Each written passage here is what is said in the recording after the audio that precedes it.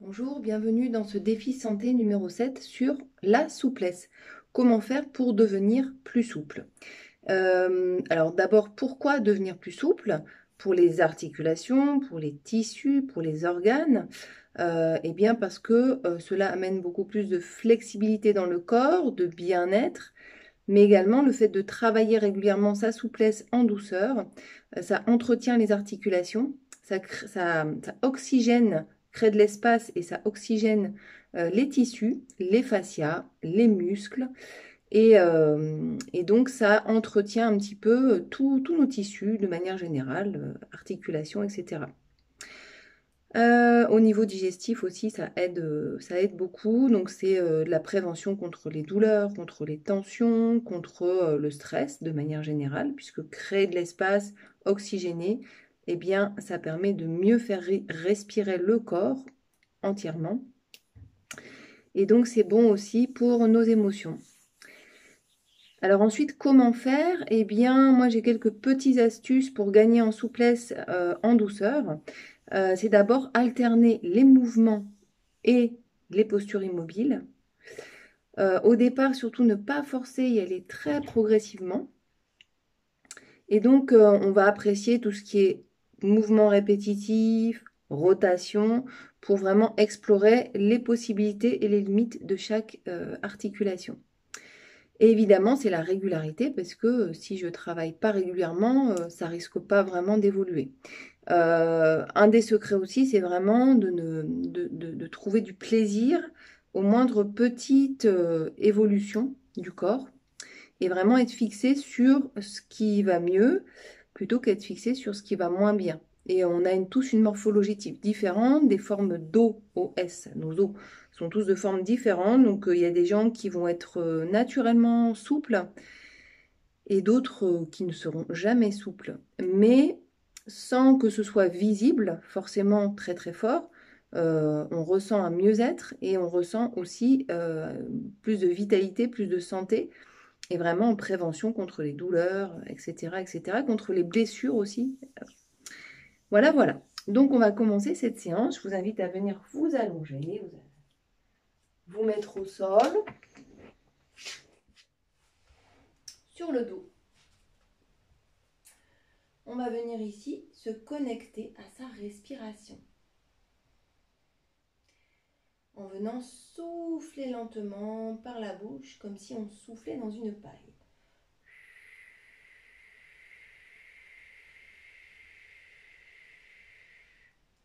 Inspire en gonflant le ventre, puis la poitrine. Petite rétention poumon plein. Et expirez lentement.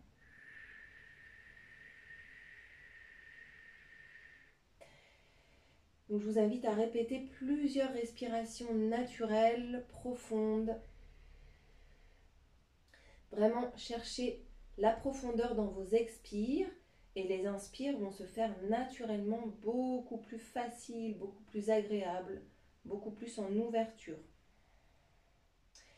Donc pendant toute la séance, c'est important de se concentrer sur sa respiration, parce que c'est elle qui va nous permettre de progresser en douceur et sans se faire mal.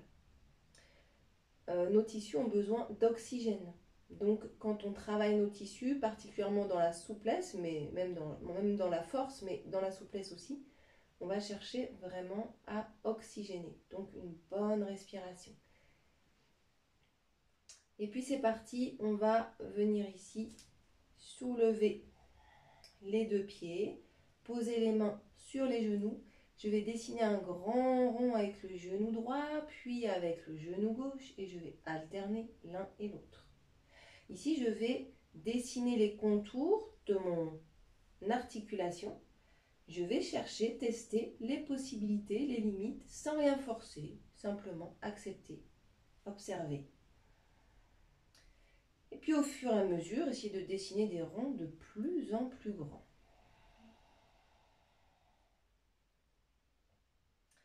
Ici, on va maintenir une petite pression si on peut à l'intérieur des genoux. On appuie, on appuie. On respire profondément.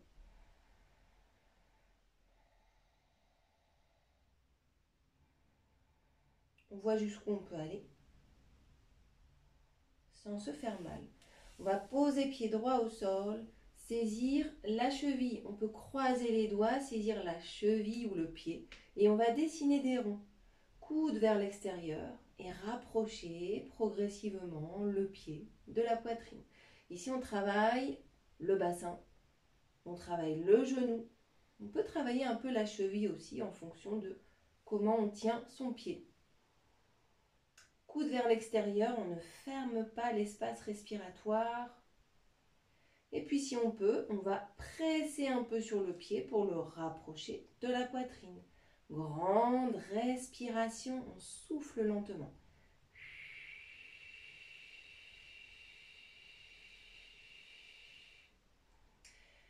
Vous savez que si ça devient inconfortable, on peut toujours refaire un petit peu des rotations. Toujours cette idée de ne pas atteindre sa limite où on rentre dans la douleur, mais vraiment apprivoiser ces zones orange, là où on est, ça brûle, où on sent que ça travaille, mais ne pas aller dans la zone rouge où là on est dans la douleur, et puis ça ne va pas être agréable même après la séance, et puis on n'aura pas envie d'en refaire. Donc on y va tranquille, et on repose. On va faire pareil avec le pied droit. Croiser les doigts, saisir la cheville, dessiner des ronds, rapprocher progressivement la cheville ou le pied de votre poitrine. Coude en ouverture.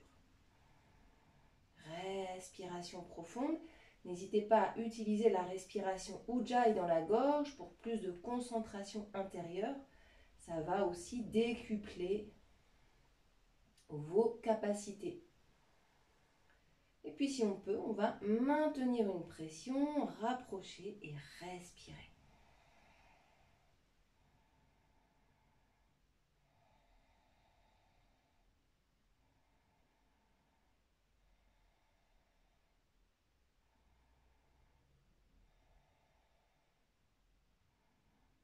Et je relâche.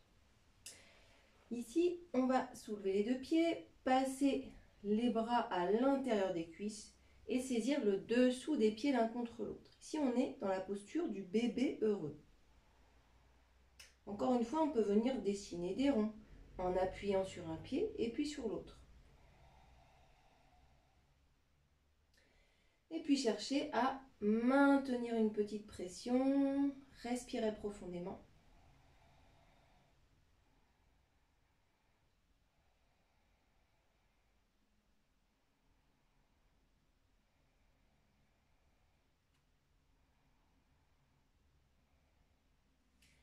Ici, on va amener majeur et index l'un contre l'autre. On va les passer entre les deux orteils, premiers orteils.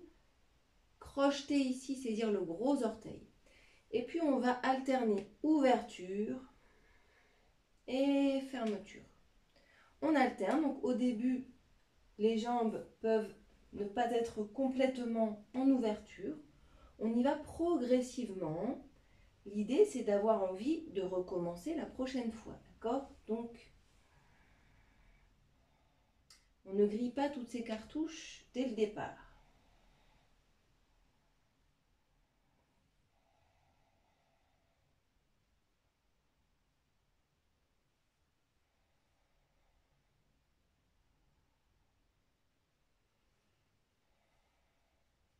Et puis, si on peut, on va chercher à maintenir ici. Oups. Maintenir la posture et on respire.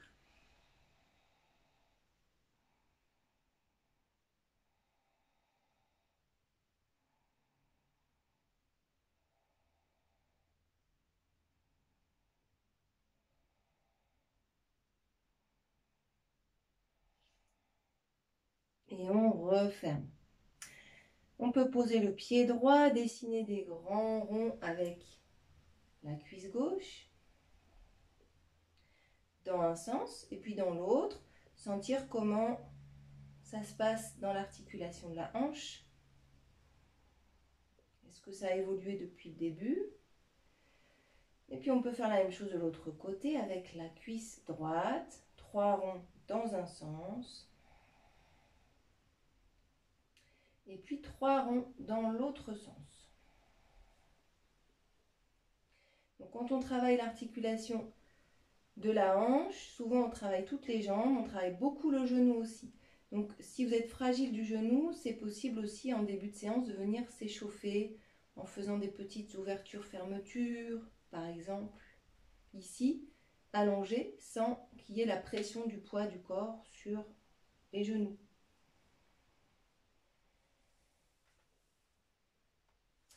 Ici, on va saisir les poignets avec la main opposée. On va faire des petits essuie-glaces, histoire de venir détendre un petit peu le bassin.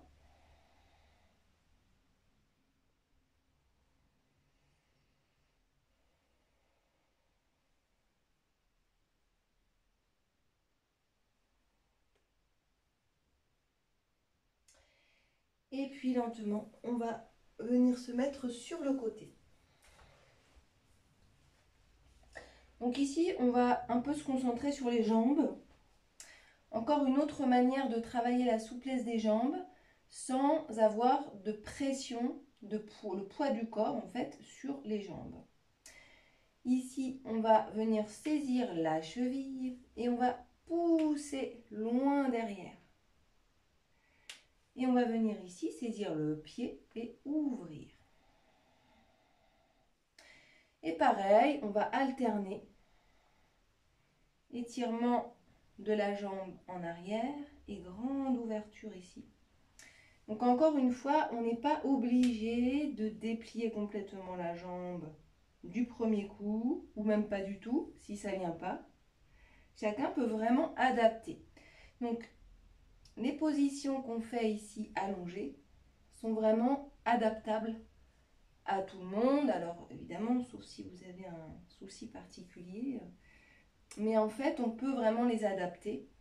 Si je vais jusque-là, je vais jusque-là. Si je vais plus loin, je vais plus loin. On adapte.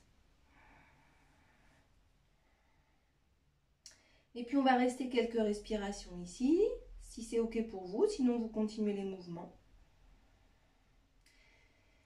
Grandes expires, grandes inspires.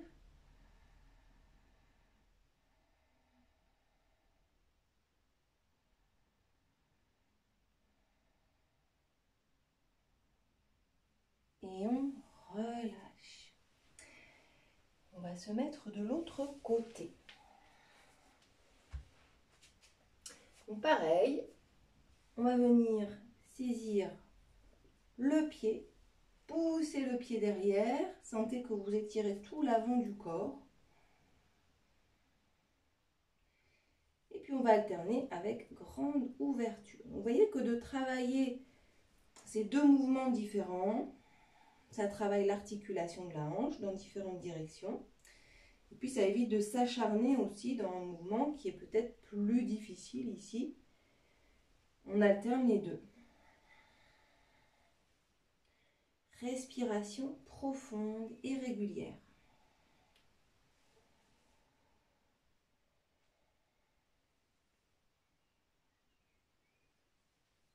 Donc la hanche, c'est important aussi de travailler son articulation dans différentes directions. Donc quand la jambe elle va ici ou quand elle va derrière, ça ne travaille pas la même chose. Ici pour le coup on travaille le psoas. Donc ici on étire l'arrière du psoas qui vient s'accrocher dans les lombaires. Et ici on vient étirer l'accroche du psoas au niveau des iliaques. Respiration profonde et régulière. Et si on peut, on va chercher à maintenir ici quelques respirations. C'est parti.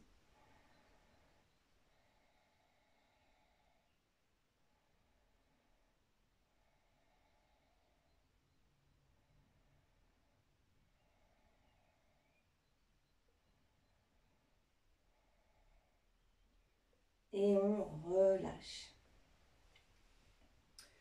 On va venir travailler un petit peu la souplesse des bras. Alors, on ne va pas faire toutes les articulations aujourd'hui. Mais on pourrait faire aussi les poignets, les doigts, la nuque, les chevilles. Les chevilles, je travaille beaucoup aussi les pieds. Ici, on va se concentrer sur le bassin et les épaules, et c'est déjà beaucoup pour une petite séance. Donc ici, on va commencer à faire des rotations avec les épaules, dans un sens et dans l'autre. Et puis, on va alterner ici, donc quand l'épaule droite est derrière, l'épaule gauche est devant. Quand l'épaule droite est vers le bas, l'épaule gauche est vers le haut. Et c'est parti. Sentez comment ça vient masser au niveau de vos omoplates.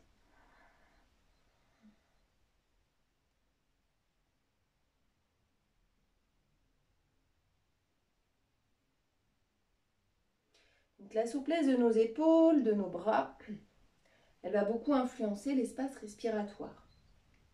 Également, toutes les tensions qu'on se traîne dans la nuque, dans la tête, quand on est trop dans notre tête. Ici, on va expirer, venir croiser les bras, saisir les épaules, relâcher la tête vers le sol. Inspire, grande ouverture. Soulevez le menton. Et on alterne les deux. Fermeture, ouverture.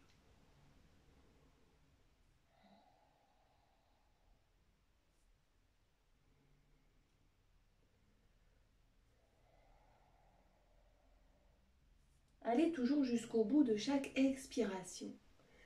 Sentez comment votre respiration se modifie au fur et à mesure que vous travaillez la souplesse de vos côtes et de vos épaules.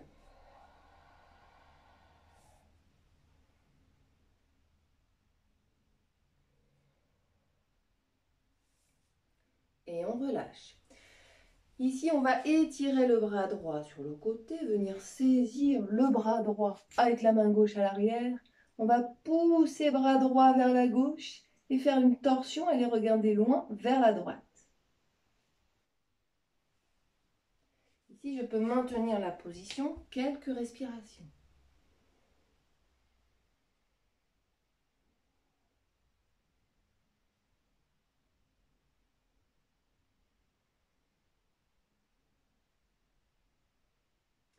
Et on va faire la même chose avec l'autre bras. Étirer bras gauche, l'amener vers la droite. Saisir bras gauche avec la main droite. On amène le bras gauche vers la droite et on tourne la colonne vers la gauche. Donc ici, je peux même saisir un morceau de mon tissu avec la main gauche qui passe à droite. Et on respire.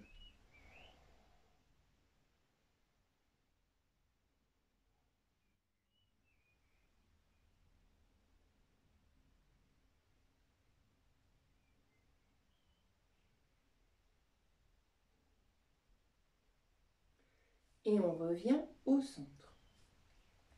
On va venir s'asseoir à côté de ses pieds. Poser la main droite au sol, passer la main gauche sous le bras droit, expirez. Inspire, j'ouvre. Je teste les limites de l'articulation de mon bras, de mon épaule. Sentez comment cela rejaillit sur vos côtes, sur votre espace respiratoire.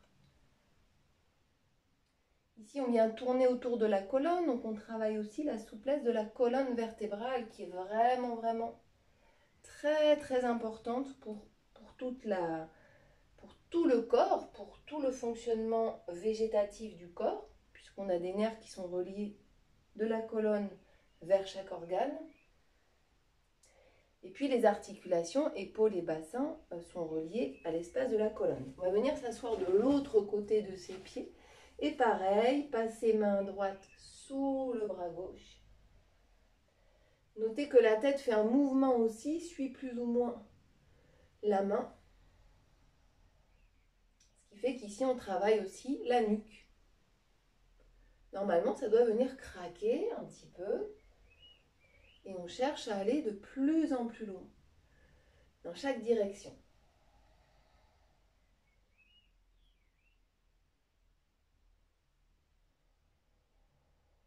Inspire, j'ouvre. Expire, je ferme. Et puis puis on va se redresser.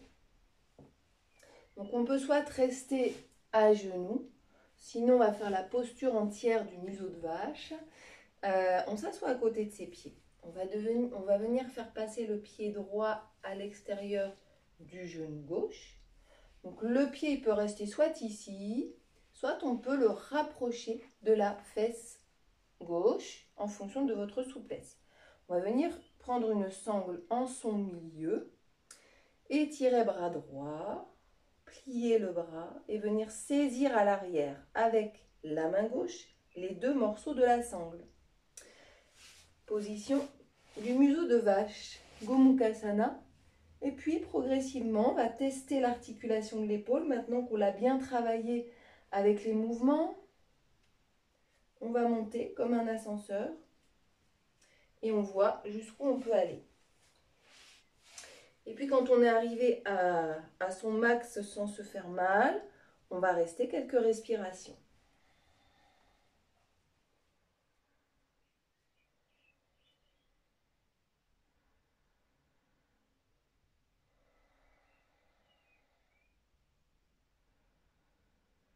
Donc cette posture, elle est assez complète puisqu'elle travaille l'articulation des hanches et des épaules. Donc c'est un petit peu ce qu'on a travaillé depuis le début de la séance. Donc normalement, on doit être échauffé. Dans cette séance, on est parti des positions allongées, des positions où on n'avait pas de poids qui pesait sur les articulations qu'on venait travailler. Et puis, au fur et à mesure, on va travailler sur des postures assises où il y a plus de pression sur les hanches. Ici, on va relâcher. On peut étirer les jambes devant, s'appuyer sur les mains à l'arrière, faire des petits mouvements, des petits battements avec les genoux. Et on va faire pareil de l'autre côté. Je m'assois à côté de mes pieds. Je passe le pied gauche à l'extérieur de la cuisse droite. Je vois où je place mon pied en fonction de ma souplesse des hanches. J'essaye d'avoir la fesse gauche proche du sol, en tout cas pas sur le talon si c'est possible. Saisir le milieu de ma sangle avec le bras gauche. Inspire, j'étire. Et puis je vais faire un grand mouvement avec le bras droit pour bien positionner mon omoplate. Je saisis les deux morceaux de la sangle, je monte l'ascenseur jusqu'où je peux sans me faire mal. Et je maintiens. Respiration profonde et régulière. Cette respiration permet de venir oxygéner les tissus de mon corps qui sont en train de travailler car ils en ont besoin. Donc faire du yoga en apnée, ça ne marche pas. On ne peut pas évoluer, on ne peut pas gagner en souplesse si on n'a pas travaillé un peu sa respiration. Donc, en fonction de notre état, des fois la respiration est de moins bonne qualité. C'est important de connaître un peu ses limites et de voir les exercices efficaces pour travailler sa respiration. Parce que pas d'oxygénation des tissus, pas de souplesse, pas d'évolution en fait.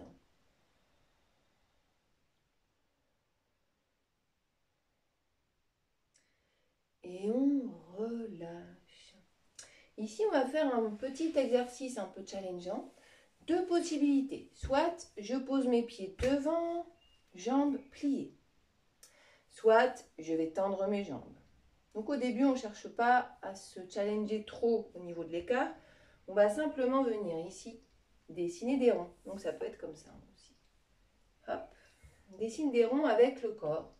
Et les ronds deviennent de plus en plus grands. Toujours ce principe de progression. On va tester un petit peu au niveau de l'articulation, de la taille. On prend ses repères au sol.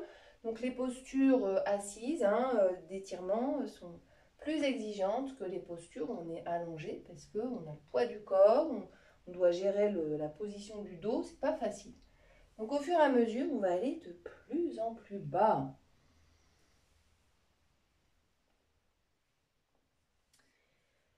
Ici, on va venir rajouter les mouvements des bras. Inspire, j'ouvre. Expire, je vais amener main droite vers le pied gauche et je rapproche mon ventre de la cuisse. pas mon nez, pas mon nez de la jambe, mais le ventre. D'accord? J'essaye vraiment de creuser le bas du dos. Si c'est trop pour moi, je vais juste le faire devant, ici comme ça. D'accord? Donc en fonction de l'état de votre dos, ces postures-là, elles peuvent être très mauvaises pour le bas du dos quand on n'est pas très souple. Donc on y va en douceur. Donc après, ça peut être comme ça aussi. D'accord? Donc vous allez jusqu'où c'est juste pour vous. Et si c'est bien pour vous de faire juste ça, ça peut être aussi juste ça. Ça peut être aussi juste ça. Dessous des pieds, l'un contre l'autre. Si vraiment c'est douloureux. Donc encore une fois, travail de la souplesse, ça dépend vraiment de chacun. Donc c'est parti. Respiration profonde et régulière. On essaye de garder nos bras ici dans le prolongement l'un de l'autre. Et on respire.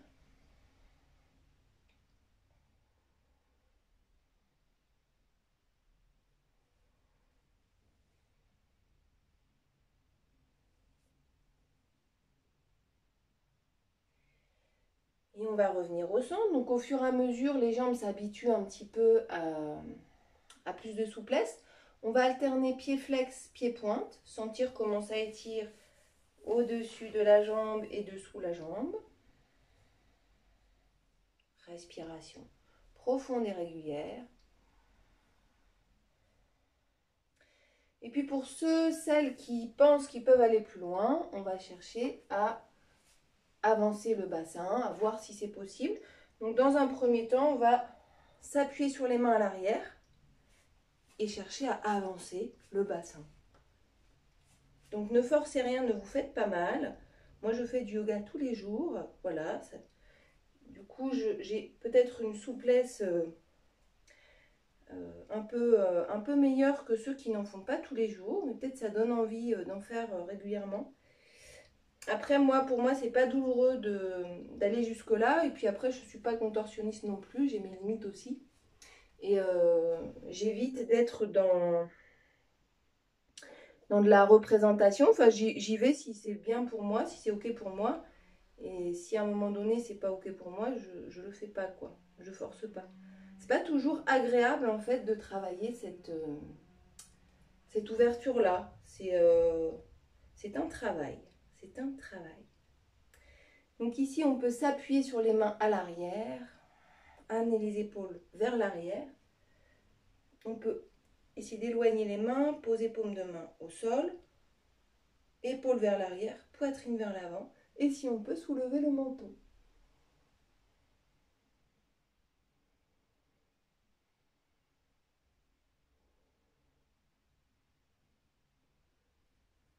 Et on revient au centre. Ici, on va fermer les jambes doucement, progressivement. Toujours s'appuyer sur les mains à l'arrière, faire des petits battements avec les genoux. Et puis, pour terminer, je vous invite ici à amener le dessous des pieds l'un contre l'autre. Inspirez, bras loin vers le ciel. Expirez, on étire, on étire, on étire, on relâche. Donc, quand on a travaillé les ouvertures, toujours travailler les fermetures. Ici, on ferme le corps.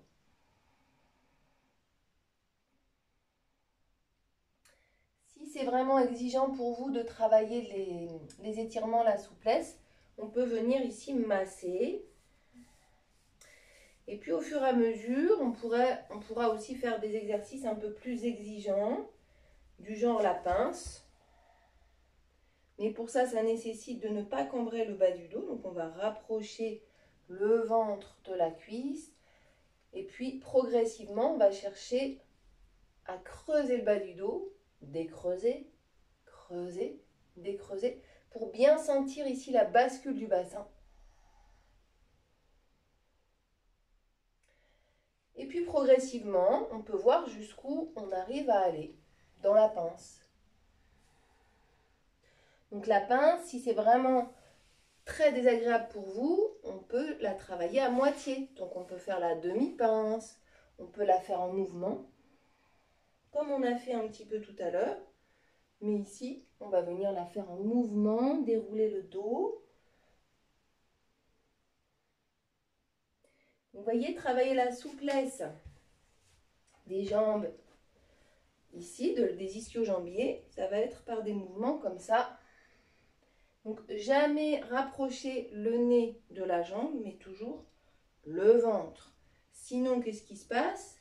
On peut partir avec le bas du dos rond, toucher ici, sauf que ici, on se fait mal, ça tire et c'est pas du tout bénéfique pour le dos. On peut vraiment se blesser. Donc, même si je vais pas loin, peut-être que ma jambe va être pliée ici, mais c'est pas grave. Je rapproche mon ventre, je déroule le dos, j'enroule le dos et je reviens. Et puis si on est à l'aise, on peut le faire avec les deux jambes. Ici, on peut poser les mains derrière, faire pied flex, pied pointe, pied flex, pied pointe. Et puis, hop, toujours ce même mouvement. Et au fur et à mesure, si on se sent à l'aise, mais ça, c'est pas obligé, on va saisir soit la jambe, soit les pieds là où on est, et on va rester quelques respirations.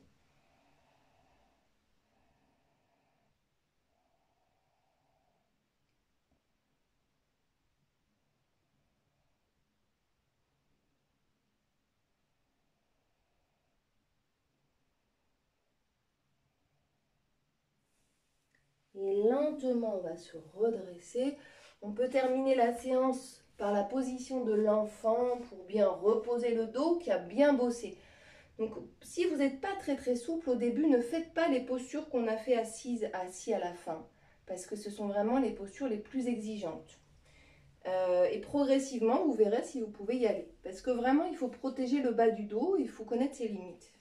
C'est en connaissant ses limites qu'on connaît ses possibilités et qu'on travaille ses possibilités. Donc, position de l'enfant, on est à genoux, on va aller poser le front au sol, bras le long du corps.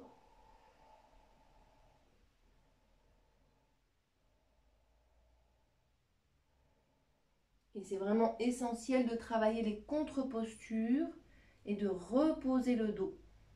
Essentiel. Donc les temps de pause en yoga sont presque aussi importants que les temps de travail. C'est important de laisser le corps se reposer et de laisser aussi vraiment le temps d'assimiler, pour les énergies du corps, d'assimiler un petit peu ce qui s'est passé, parce que c'est un travail vraiment, c'est un vrai travail, quoi. C'est un vrai travail en profondeur. Voilà, j'espère que cette séance vous aura fait du bien et je vous souhaite de gagner en souplesse. N'hésitez pas à regarder le lien sur l'article sur comment devenir plus souple en dessous de cette vidéo et je vous dis à très vite pour un prochain défi vitalité. Au revoir.